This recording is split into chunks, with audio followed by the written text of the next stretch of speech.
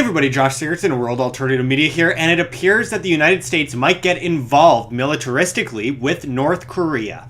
Secretary of State Rex Tillerson claimed last month during a trip to South Korea that the military option with North Korea is indeed on the table. While there have been US fighter jets surrounding the area around North Korea for several months now, there are now a fleet of US warships heading towards the Korean peninsula for a possible showdown in a show of force. The commander of American forces in the Pacific ordered an aircraft carrier and several other warships towards the Korean peninsula as a show of strength by the Trump administration, according to the New York Times. This is just days after North Korea tested another intermediate range missile. This could get ugly fast considering the North Koreans' threat towards the US as they ready their missiles. In a surprising move, despite being allied on many issues, China has just deployed 150,000 troops along the North Korean border to potentially deal with refugees in the case of a battle between the US and North Korea.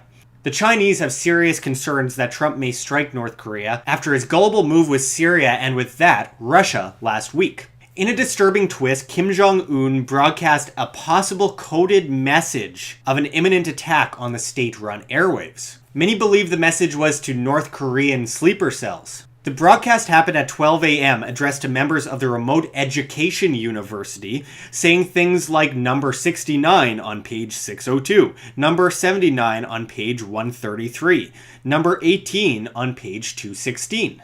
North Korea sent out a similar message on March 24th, just days before Kim Jong-un fired a missile into the Sea of Japan.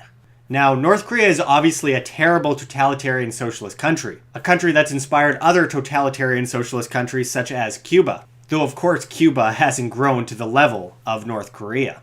While most are disturbed just by the day-to-day life in North Korea and the real isolationism within the country, if war kicks off, how exactly will bombing the country help the people, the real victims of the regime? Shouldn't the target be deprogramming those within North Korea who think their leader is God, showing them the beauty of freedom? Instead, this might just end in all-out death and destruction. Of course, the North Korean government has to be stopped, among many others. But will bombing and massive potential nuclear clashes help? Or just lead to decades of further nation building?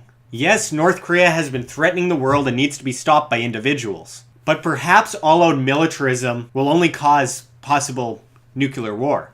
As the military-industrial complex continues to grow, we live in dangerous times and will continue to cover these issues as they continue, obviously, to unfold.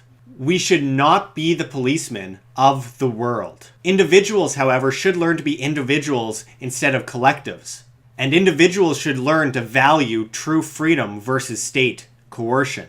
Thanks for watching, everyone. Check the links below. GoFundMe, Patreon. We can't do it without you. Any donation is very much appreciated. And of course, check our address in the description and the comments for Bitcoin, which we will also put up on the screen for you to scan, if you please. You can also check our link to the Red Pill Expo below in the comments and description as well, where you can see people like Ty Bollinger, J. Edward Griffin, Lord Monckton, James Corbett, Robert Kiyosaki, and many others speak. It'll be in Bozeman, Montana in June, and we hope you join us there. Until next time, this is Josh Sigurdson signing out from World Alternative Media. Find the truth, be the change.